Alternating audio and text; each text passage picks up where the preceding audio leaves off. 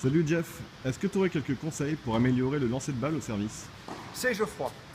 Effectivement, quelques conseils que j'ai pu glaner à gauche et à droite sur le lancer de balle au service. Effectivement, c'est un point important. Pourquoi? Parce que dans tous les autres coups, quand sur un coup droit par exemple, la balle arrive, on positionne son corps par rapport à la balle pour la frapper.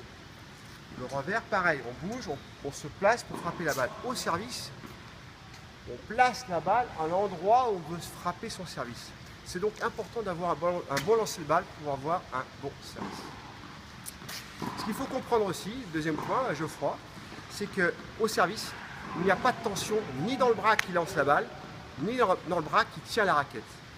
Si tu as une tension au niveau de la main qui tient la raquette, ton lancer de balle ne sera pas précis, avec des effets latéraux de la balle, ce qui n'est pas bon, mais tu auras aussi une tension symétrique au niveau de la main qui tient la raquette.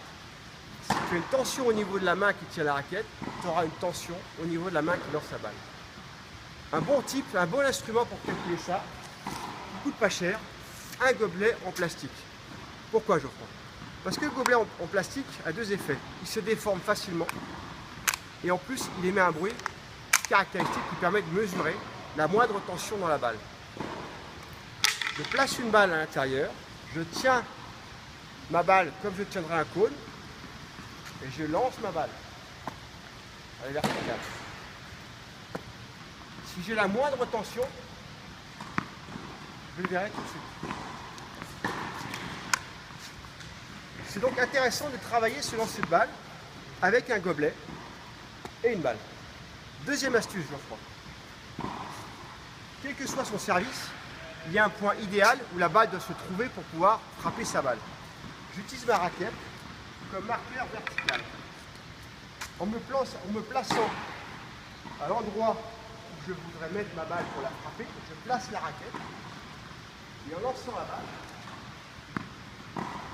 la balle doit retomber sur le tamis à l'endroit où je veux mettre ma balle.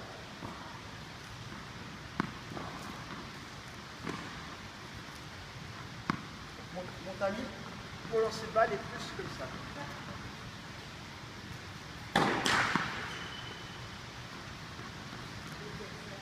Et voilà. Donc voilà Geoffroy pour ce point-là. Dernier point.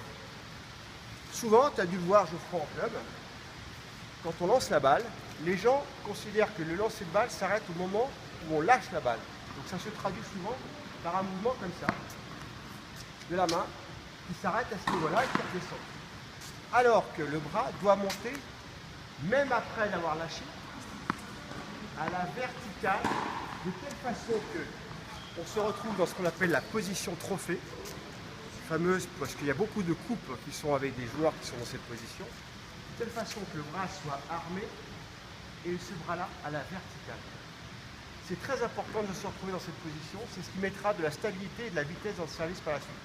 Si vous êtes comme ça, ce n'est pas une position forte et dynamique, et ce qui fait qu'il n'y aura aucune force et dynamique dans le service. C'est donc important de s'entraîner à lâcher la balle et à continuer à monter ce bras à la verticale. Voilà, je vous ferai pas mal de conseils aujourd'hui pour travailler sur lancer de balle, mais ça marche, essayez. Ok, merci pour tes conseils Jeff.